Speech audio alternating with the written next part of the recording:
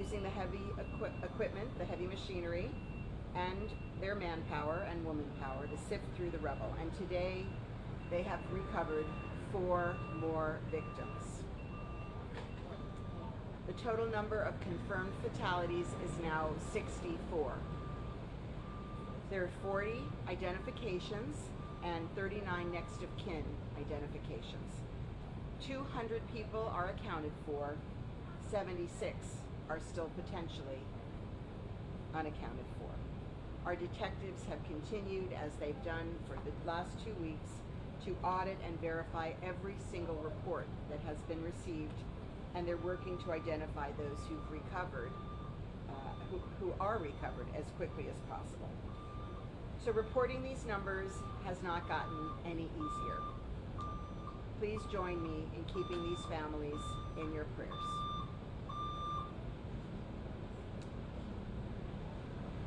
Today we did bring some of the families who have lost loved ones to the site for a visit at their request. We held a moment of silence with our first responders.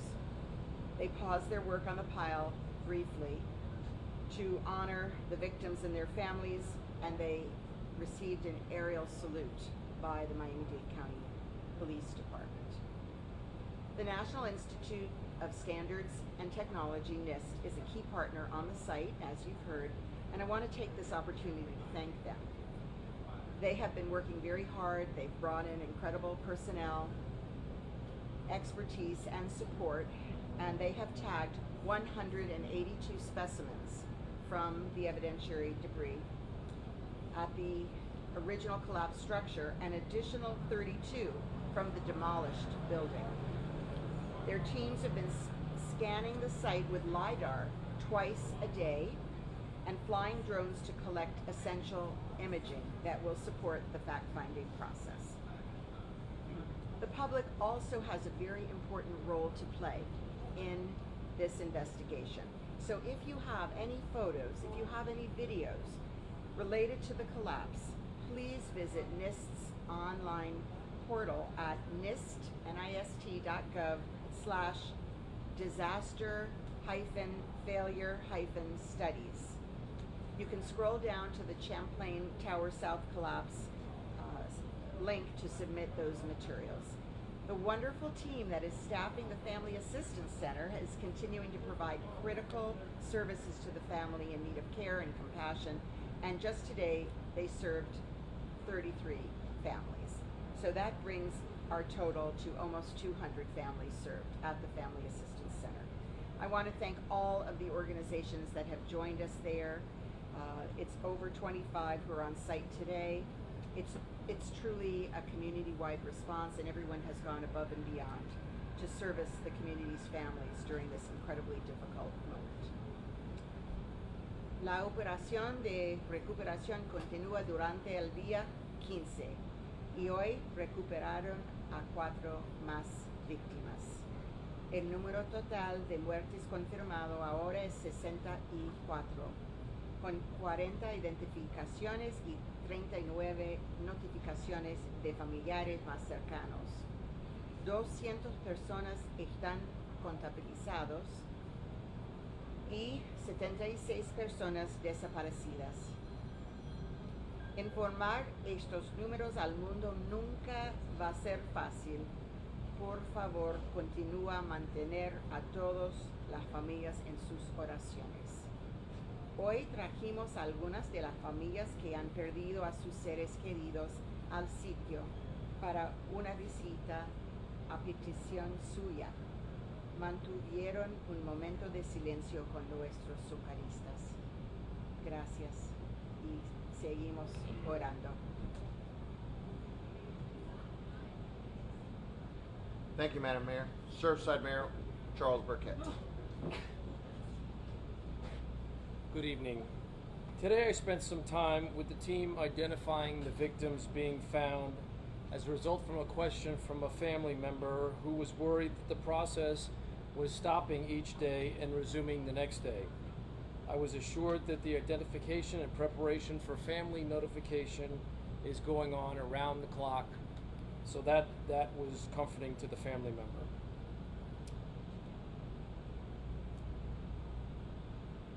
It was moving today to hear a representative from the fire department tell the families at the family meeting this afternoon that the Miami-Dade Fire Department will not stop working until they've gotten to the bottom of the pile and recovered every single one of the family's missing loved ones.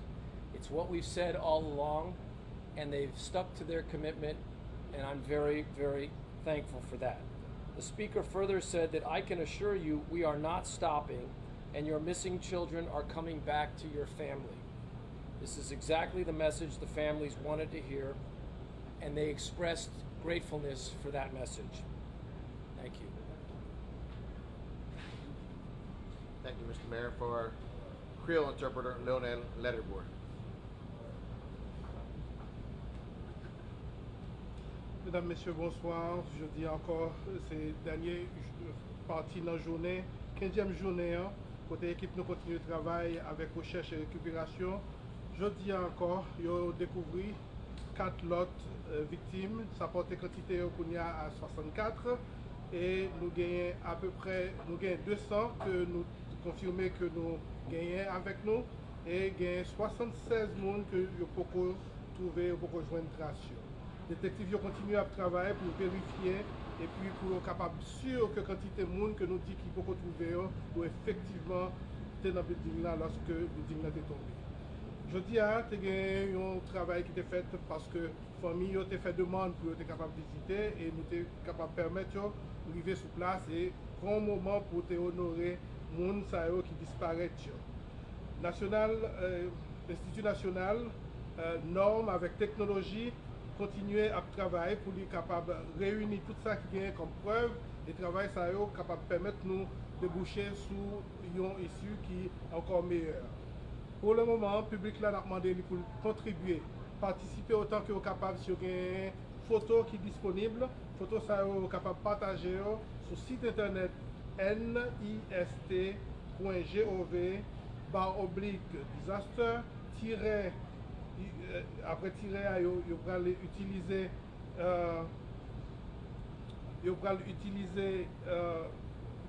information que nous avons là, pas pour niveau non, nist.gov/disaster-failure-studies et vous descendre plus bas pour chercher building là lui-même qui c'est building qui est tombé à Champlain Towers South collapse et là il y a soumettre photo qui est disponible et photo ça est capable un bon moyen pour être capable de continuer le travail sur l'enquête qui a fait. Merci infiniment.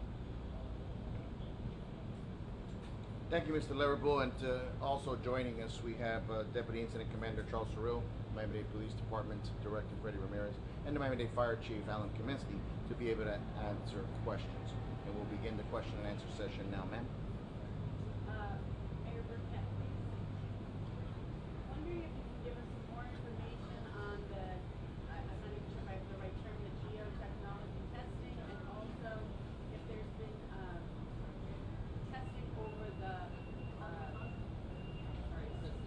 CCL. The CCL? Okay. I spent about an hour today with Alan, our engineer, and Kilsheimer, and he is actively going through all the plans. We've got the samples. We've taken concrete samples. We've taken ground penetrating radar samples. Those have been sent back to his offices for modeling right now. We are going to go ahead and get samples of the concrete from the collapsed building very shortly, and we are going to compare those samples to the samples we have pulled out of the building on the north end, the Champlain North. We are, we're talking to the residents. We're trying to get to an answer as quickly as possible. With respect to the geotechnical, that's basically an analysis of the soil and the components of the soil, the composition of the soil. That's very important right now. There are ways that can be done. We're looking at the reports that we have for the collapse site, and we're going to try to do some studies of the soil underneath the Champlain North building. That's coming. but we're just gearing up for that, and I expect in the next 3 or 4 weeks we'll have a lot more information that we can provide on what the status is. We're going to go here, followed by the Associated Press, and then Miami Herald. Well, back into yes, well, I'm not sure who's back to answer it, but what efforts are being made to help first responders deal with the emotional toll this is taking? Yesterday, just going to the prayer and seeing some of the efforts that the prayer session, a lot of them will take it as emotional.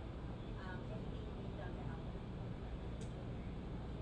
So we very much know that this is extremely emotionally difficult for everyone, as and the first responders who are on the scene clearly, and we do have excellent services for them in the departments, and we are setting up stations. They also, when they take rests from the pile, they're assessed to see how they're doing.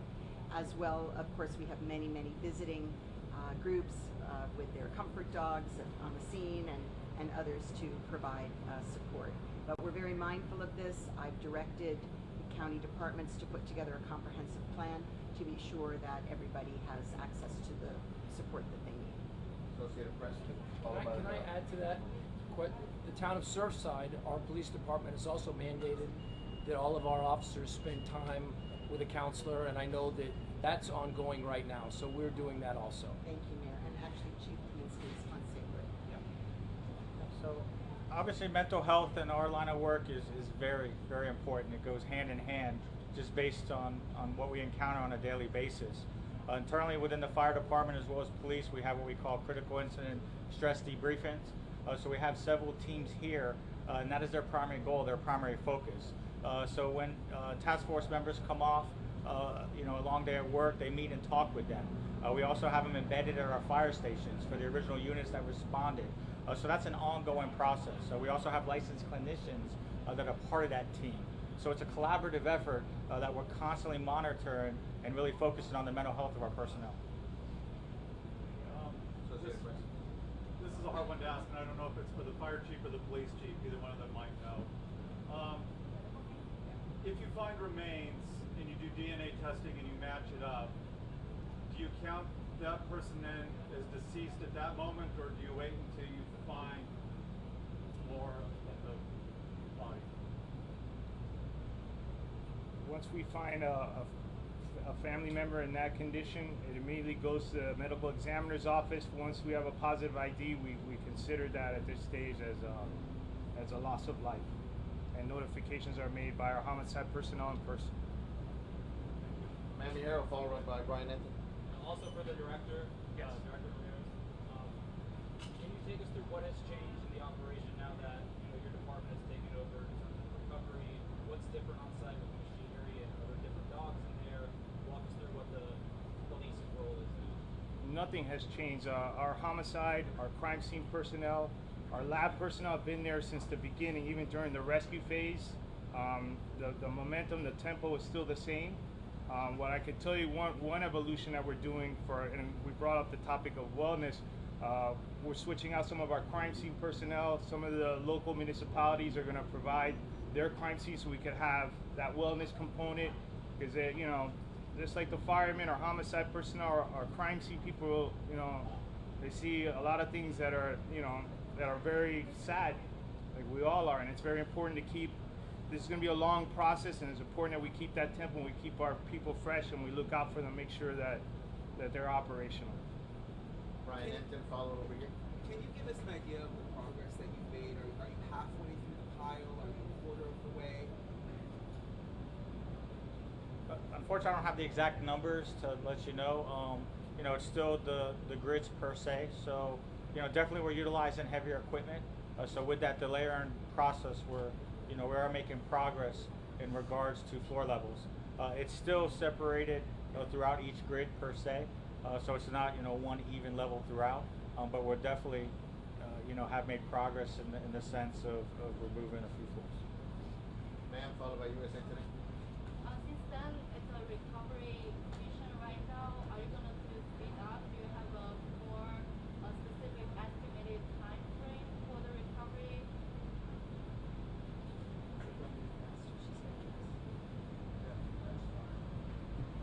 We don't have an exact specific time frame yet. We are expecting the progress to move at a faster pace with our recovery efforts, but there's also a search component as well. So there is certain aspects, as we're going through. So I mean, unfortunately, we don't have an exact time frame, date-wise, how long this is going to take. And a lot of families are waiting in this area, and you're providing temporary housing for some of them. So how long is this assistance going to be? We're not planning to end the assistance. We encourage everyone to apply at the Family Assistance Center for help. We have FEMA for those who are eligible. We have Red Cross. We have the private philanthropic donations, and we're here to support these families through the entire process. USA Today. Hi, I'm Brooke with USA Today. First of all, thank each and every one of you for your leadership and I have a question that some of us are still kind of asking, which seems to be up there. I hate to even ask, but in the first hour after the collapse, there was a 15-year-old child that was rescued, and our understanding is that he has survived. Has there been any other victims that were physically pulled out of the collapse site that are still alive? No, there is not. There was another victim that was removed simultaneously in that same period, and unfortunately was deceased.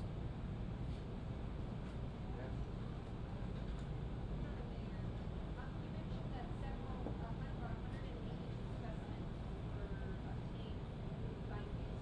Anything else that you can add about what that means or what they are, what types of specimens they gathered?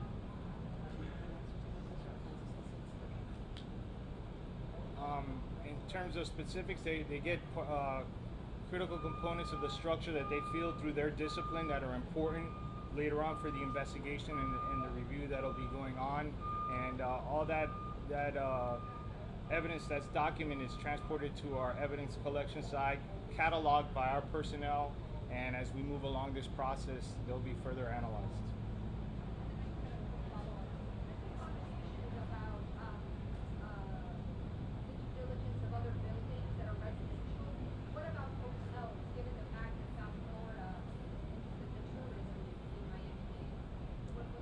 Well, hotels are buildings. They have to go through the exact same process that any other building would go through. And so, as you know, the county has done their review and has found one building through that review with some balconies that were compromised, and other cities are doing their own reviews. So definitely hotels are part of the process. Thank you, folks. I think